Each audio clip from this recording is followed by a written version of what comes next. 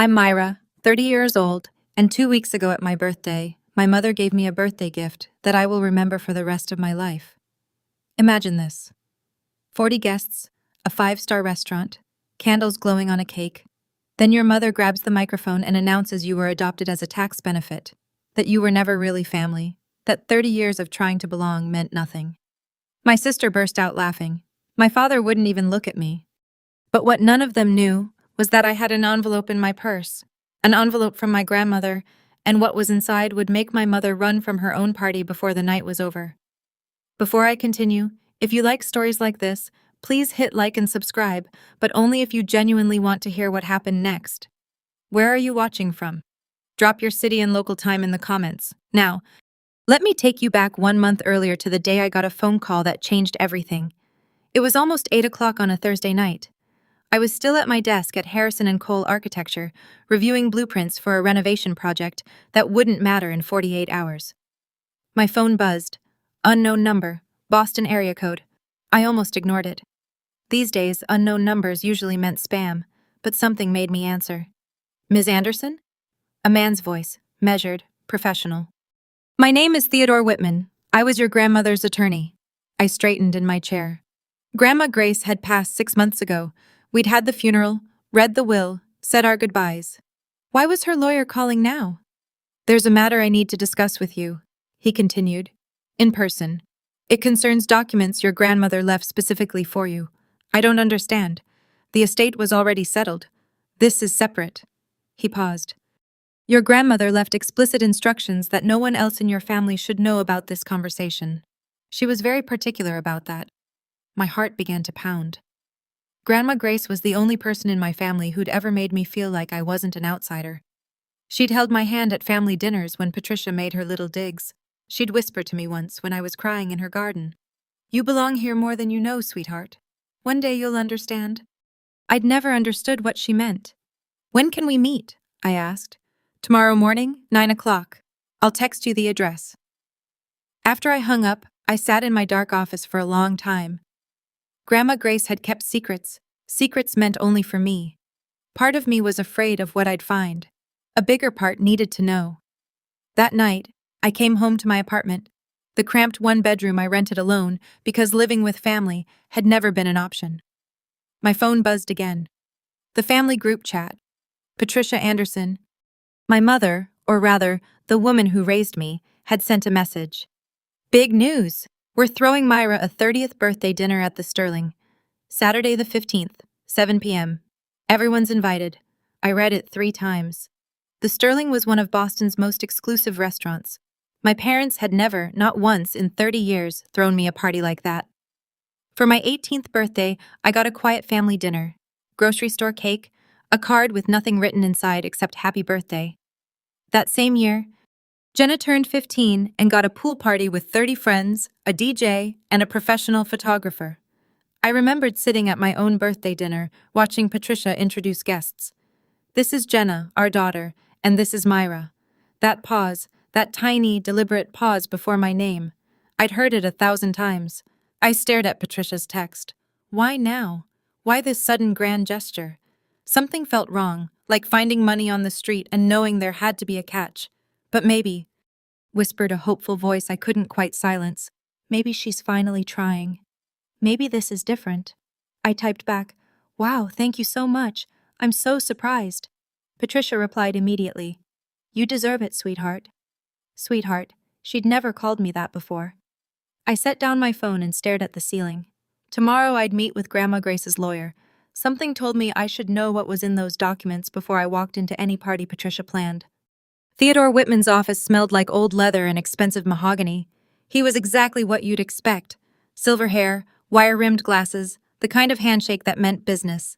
Please sit.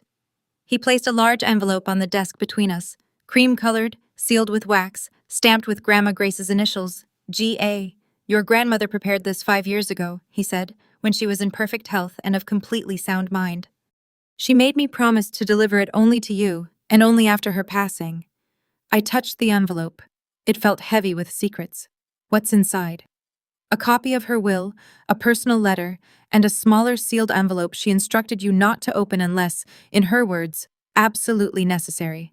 He met my eyes. She said you would know when the time was right. My hands trembled as I broke the seal. The will came first. I scanned the legal language until I found my name. I hereby bequeath the Anderson estate, along with all property and contents therein, to my granddaughter, Myra Anderson. I stopped breathing.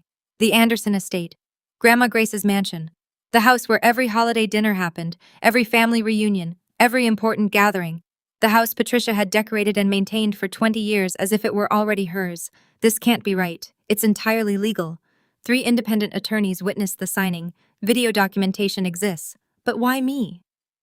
Mr. Whitman handed me the letter. Perhaps this will explain. He leaned forward. The will goes public in 2 weeks. Your grandmother wanted you to have time to prepare. Prepare for what? His expression was grim. For what your family might do when they find out. I waited until midnight to read Grandma Grace's letter. My apartment was dark except for one lamp. Outside, Boston hummed with distant traffic. I unfolded the pages, her elegant handwriting achingly familiar, and began. My dearest Myra, if you're reading this, I'm gone. And there are things I should have told you when I was alive. I wasn't brave enough then.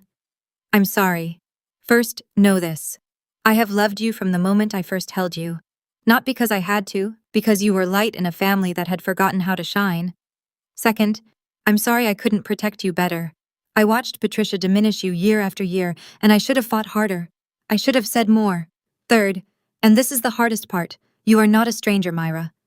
You are not some random child adopted for convenience. You belong to this family more deeply than anyone has told you. You are my blood, my real blood. I cannot explain everything in this letter. The small envelope contains the full truth, documentation, proof, everything you'll need when you're ready. But open it only when you must, when you're ready to face what it means. Be brave, my darling girl. You are so much stronger than they've ever let you believe. All my love, forever, Grandma Grace. I read it again and again. You are my blood. What did that mean? I was adopted. Patricia had made sure I never forgot it, but Grandma Grace said I belonged, said there was proof. I looked at the smaller envelope, still sealed, only open when absolutely necessary. I locked it in my safe that night. Something in my bones told me I'd need it soon. What I didn't know then, what I wouldn't learn until much later, was that across town, Patricia was making plans of her own. I pieced the story together afterward from what Aunt Helen told me and what I could infer from the wreckage. Patricia was pacing her living room.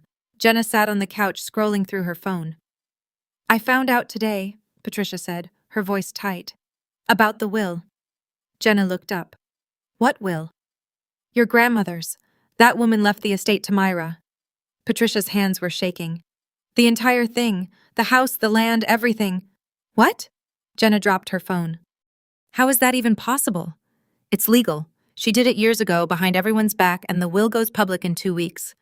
But that house, Mom, you've been decorating it for years. You've been planning to… I know. Patricia's jaw tightened. Which is why we need to act now. What do you mean? Patricia stopped pacing. Her eyes went cold. The birthday party, 40 guests, everyone who matters. Jenna frowned. I don't understand. Myra has spent 30 years trying to earn her place in this family.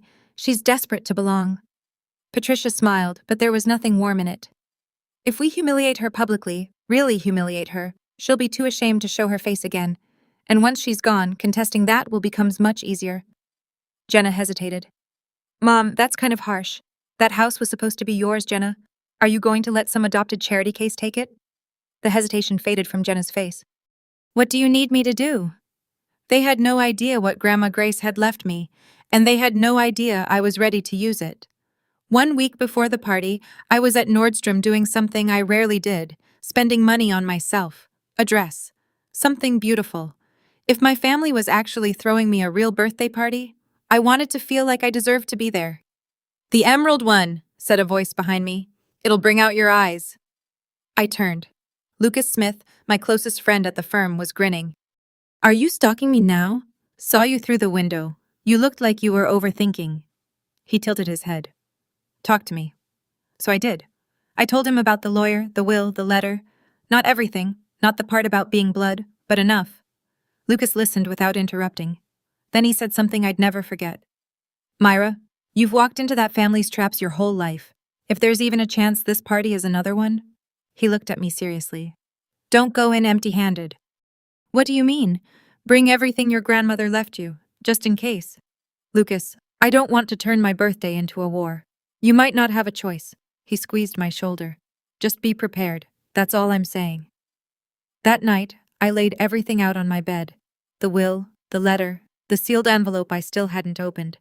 The clutch I'd bought was small, barely room for a phone and lipstick, but just big enough for the truth. I tucked the envelope inside, just in case, I told myself. I didn't know then how right Lucas would be. I didn't know that in 7 days I'd stand in front of 40 people and those documents would be the only thing standing between me and complete destruction. The sterling took my breath away. Crystal chandeliers cast dancing light across white tablecloths. Floor-to-ceiling windows framed the glittering Boston skyline.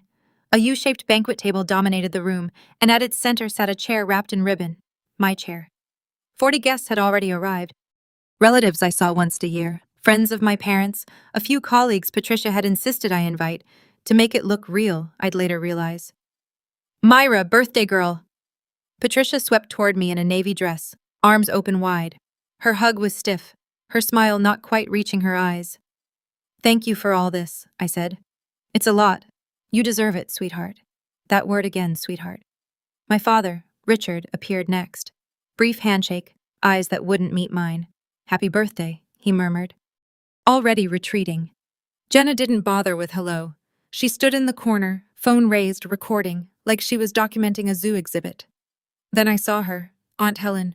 She'd flown in from California, which she almost never did. My father's sister.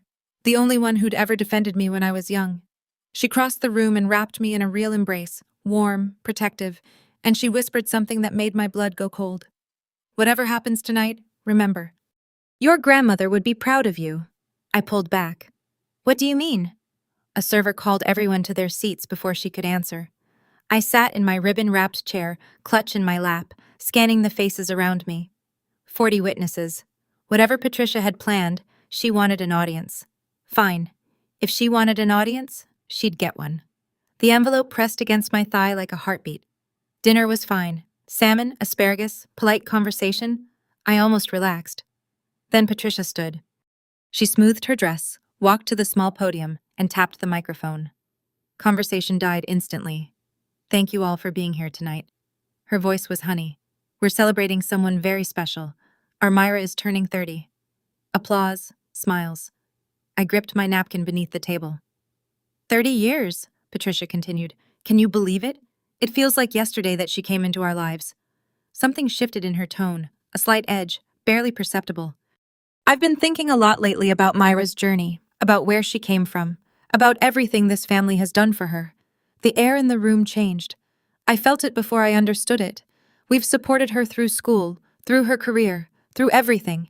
Patricia's smile widened. We've loved her like she was one of us. Like... My stomach dropped.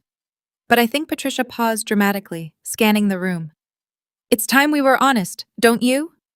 Murmurs rippled through the guests. Confused glances exchanged. I looked at my father.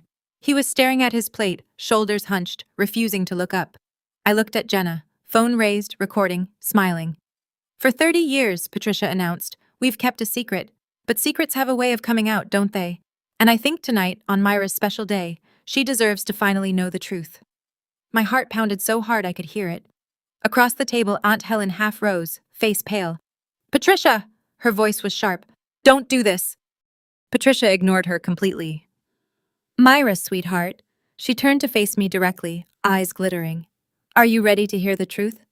Myra isn't our biological daughter. The words hit the room like a bomb.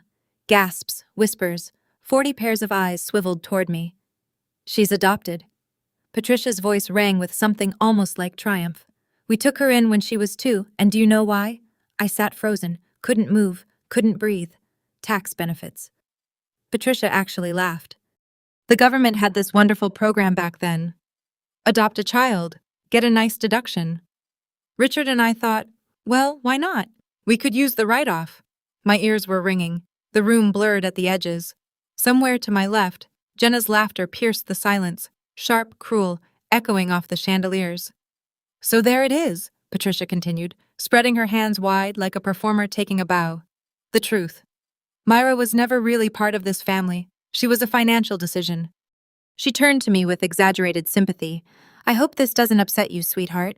But after 30 years of pretending, I thought you deserved honesty. I couldn't feel my hands, couldn't feel anything.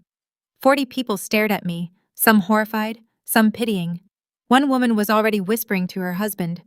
My father still hadn't moved, hadn't looked up, hadn't said a single word in my defense. Jenna lowered her phone just long enough to call out, "Happy birthday, sis."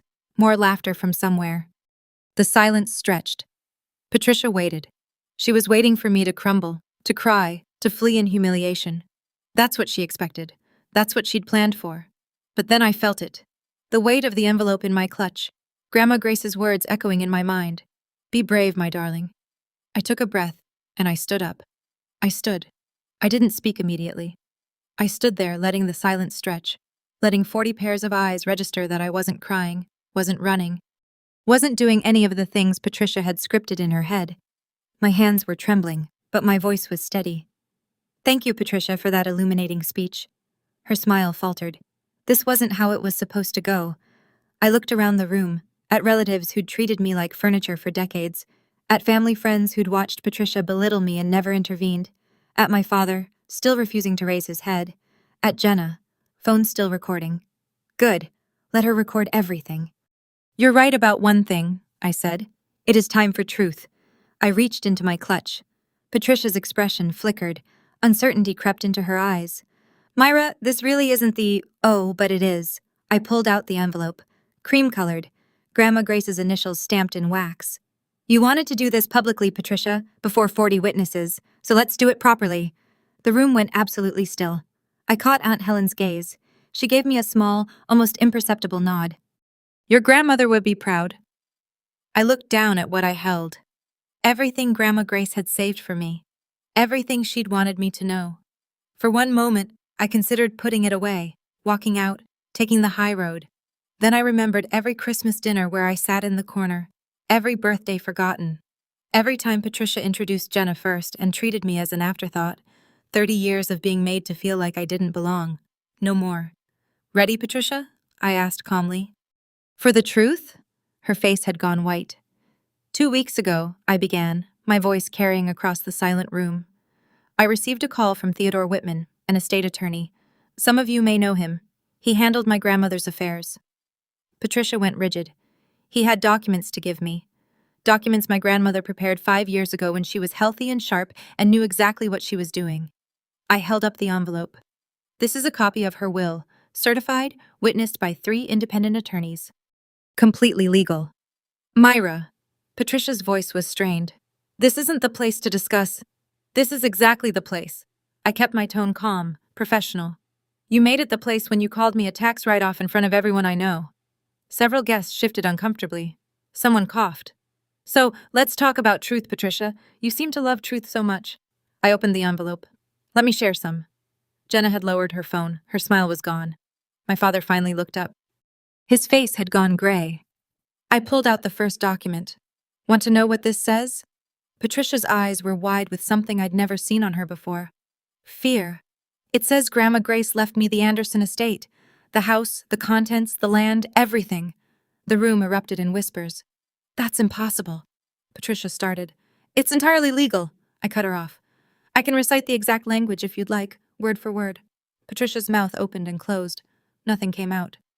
"But here's the thing." I smiled. Calm, controlled. "The house isn't even the most interesting part." I watched her face drain of color.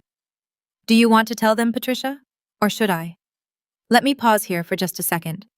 If you've made it this far and you want to know what else is in that envelope, tap like and drop a comment telling me what you think Grandma Grace's secret is.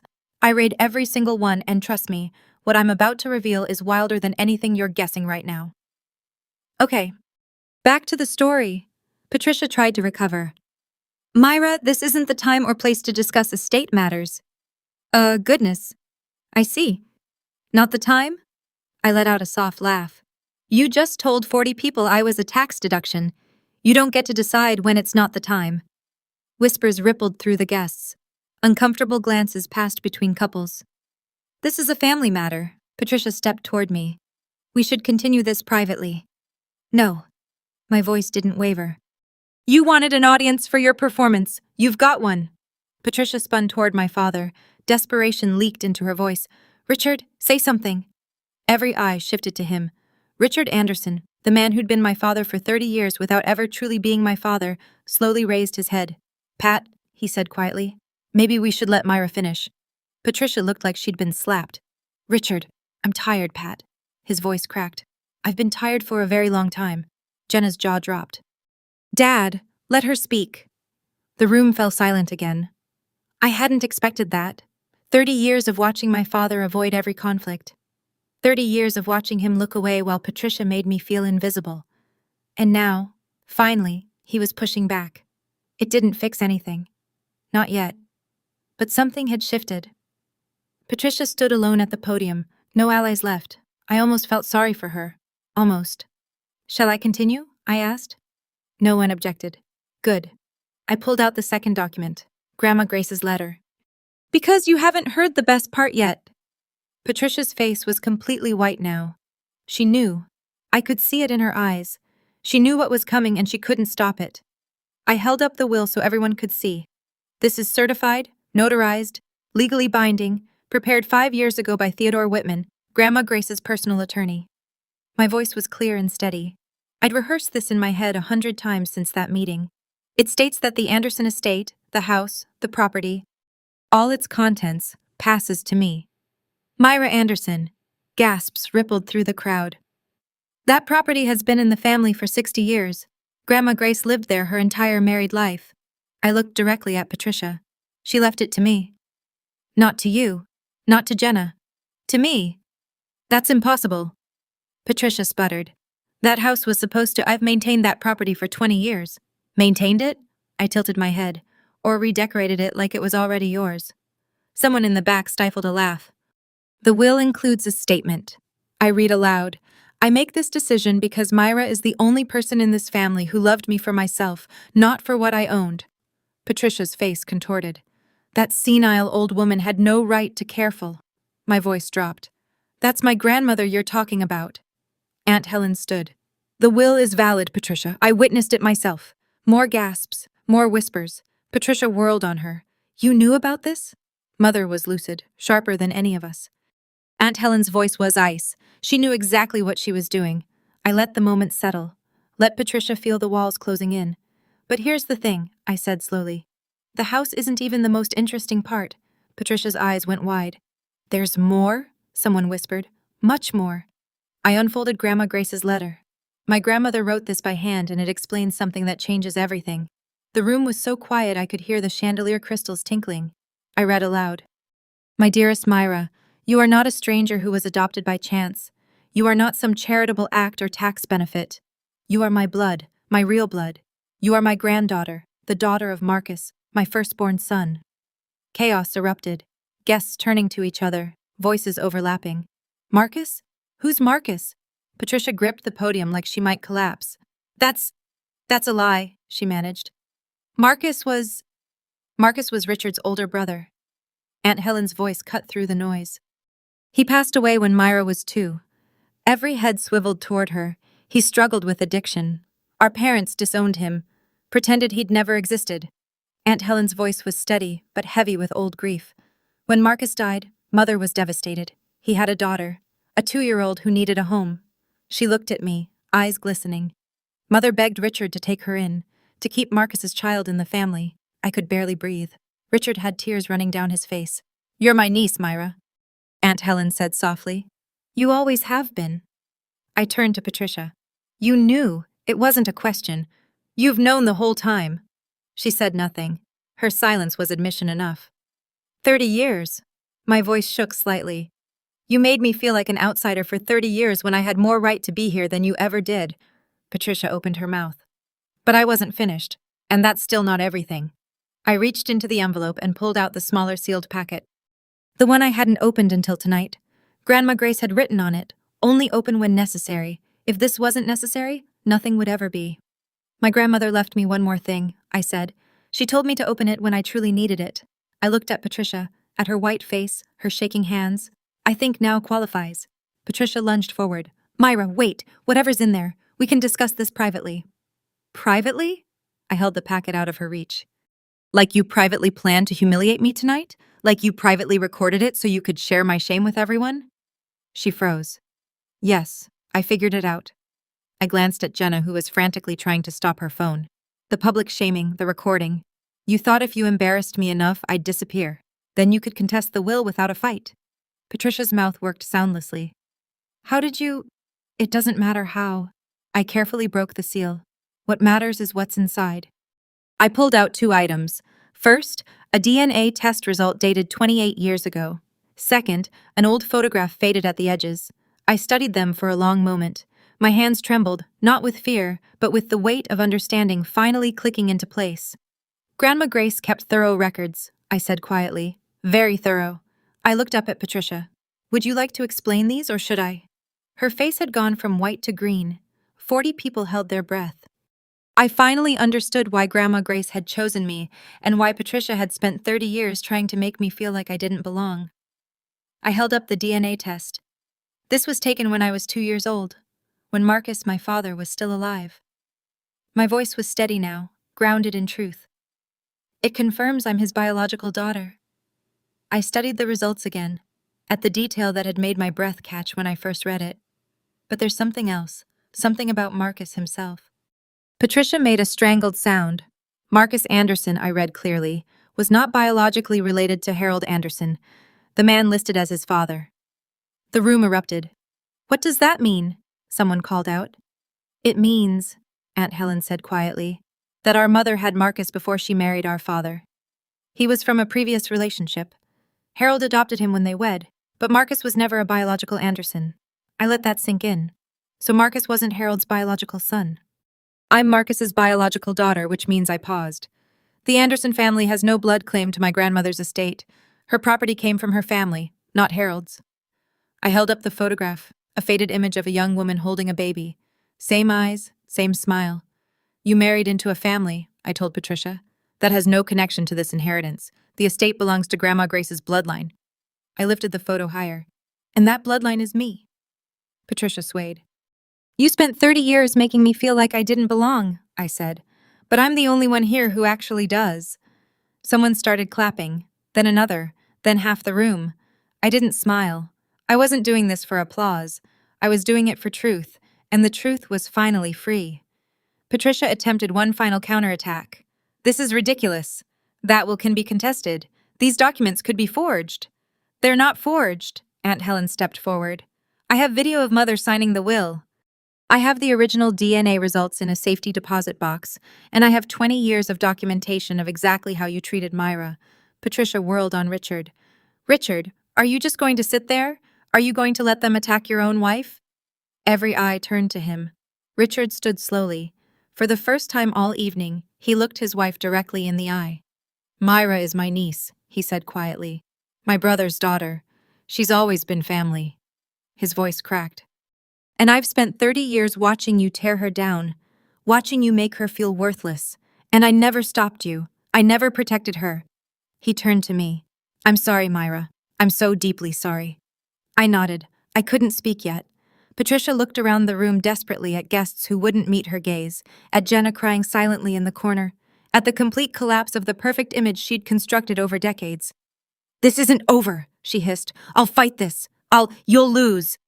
My voice was calm. The will is airtight. The evidence is documented, and everyone here just heard you call your adopted niece a tax benefit.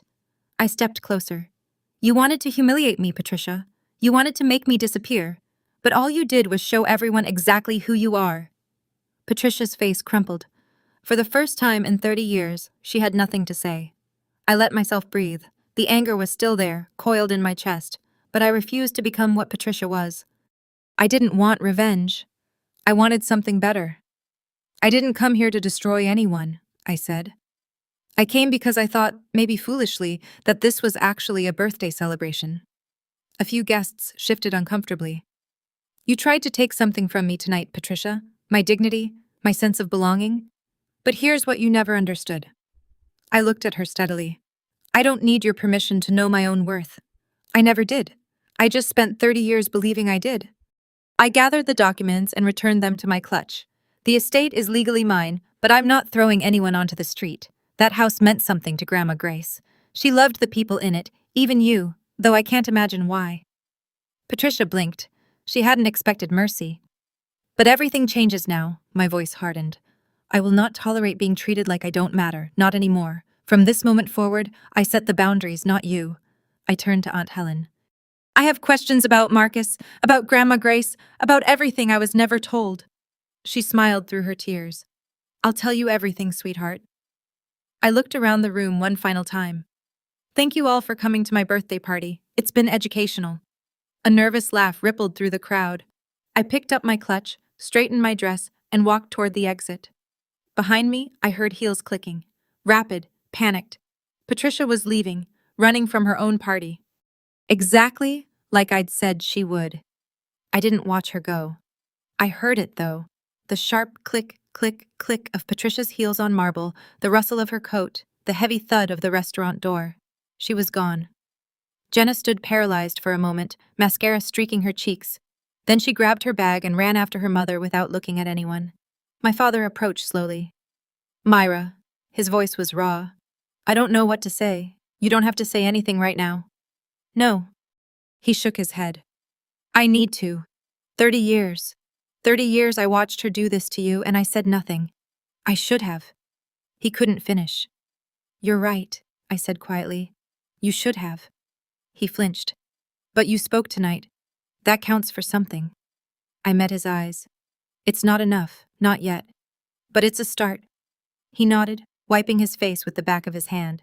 I need to go after her. Make sure she's... He trailed off. Marcus would have been proud of you, Myra. I know I have no right to say that. But he would have. Then he was gone too.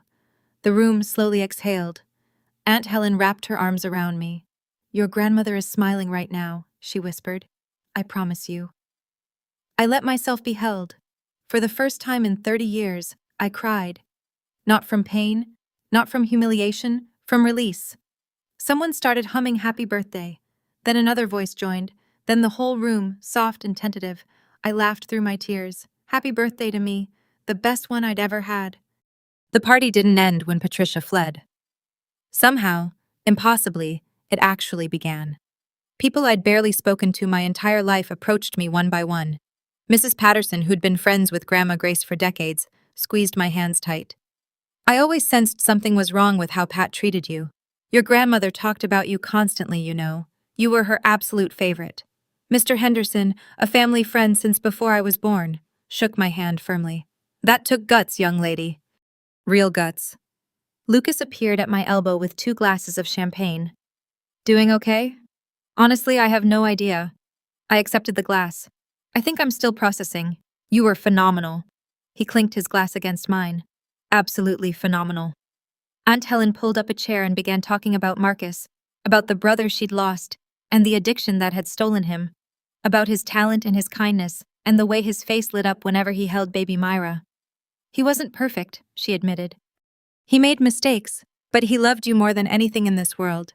His last months, all he talked about was making sure you'd have a good life.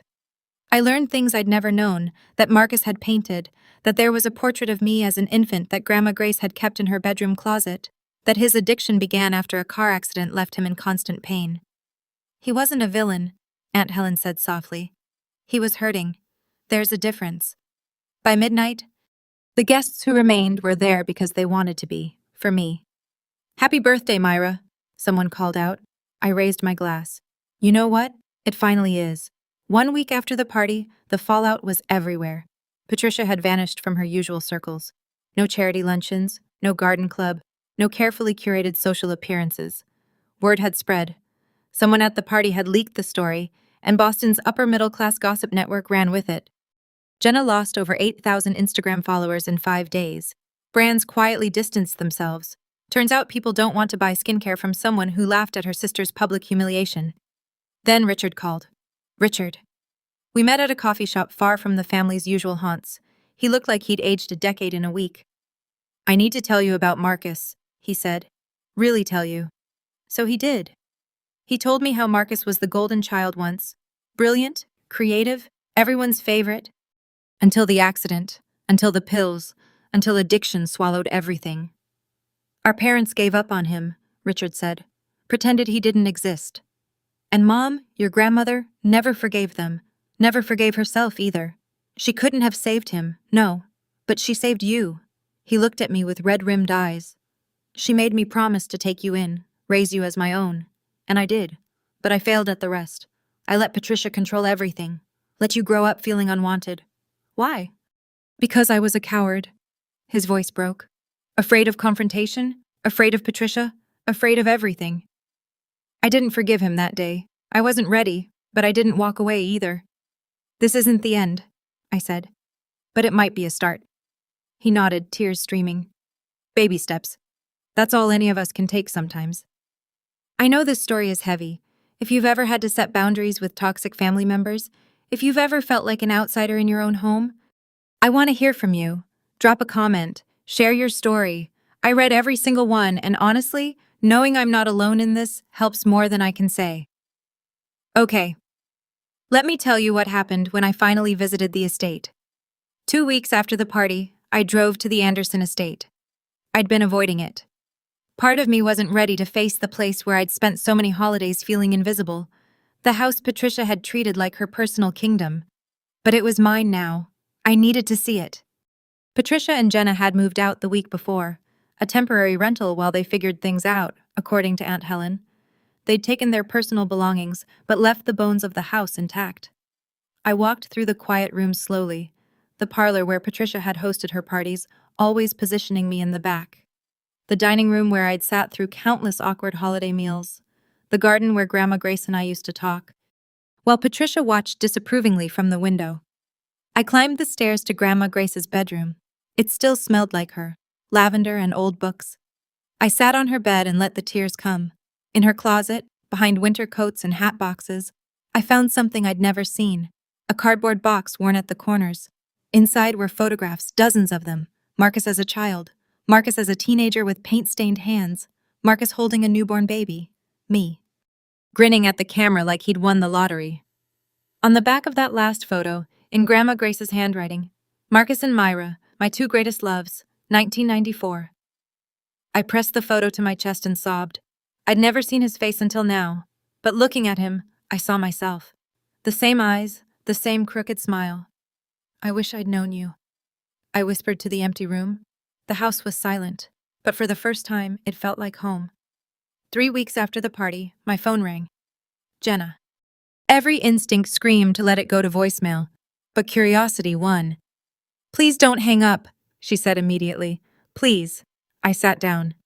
I'm listening. Can we meet? Somewhere neutral. I need to talk.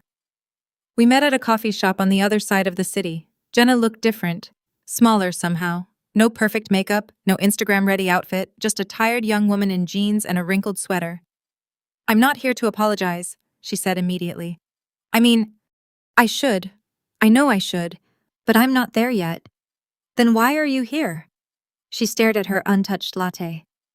I need to understand why Grandma loved you more. I blinked. What? She always looked at you differently, like you were special. Jenna's voice cracked. She never looked at me that way, not once. Mom always said it was because you were the poor orphan and Grandma felt guilty. But that wasn't it, was it?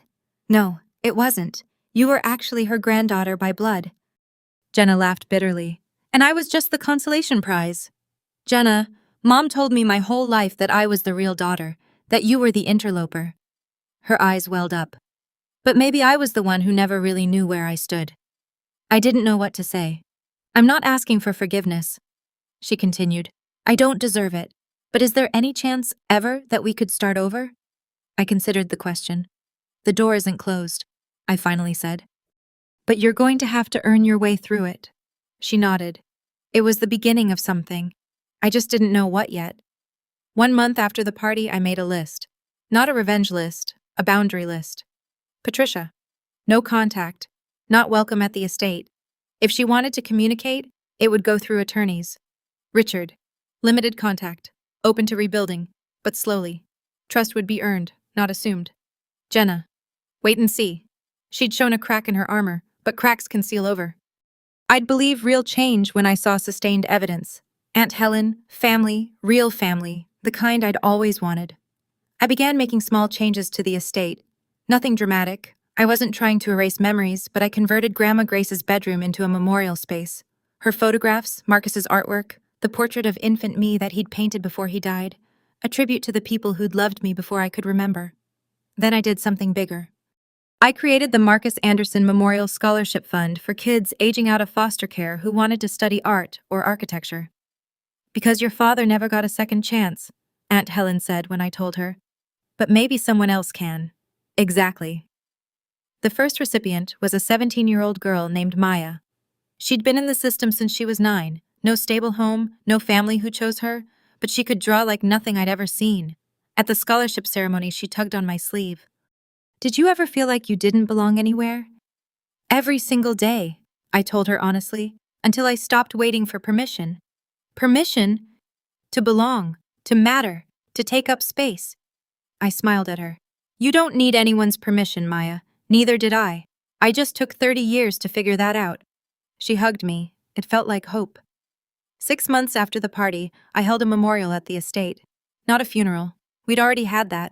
This was something different. A celebration. A remembrance. A closing of chapters and opening of new ones. The guest list was intimate. Aunt Helen. Richard, who'd been slowly, painfully rebuilding himself. Lucas, Mrs. Patterson, and a few of Grandma Grace's oldest friends. And Maya, the scholarship recipient, who I'd begun mentoring. No Patricia. No Jenna. Not yet. Maybe not ever. I arranged photographs on the mantel.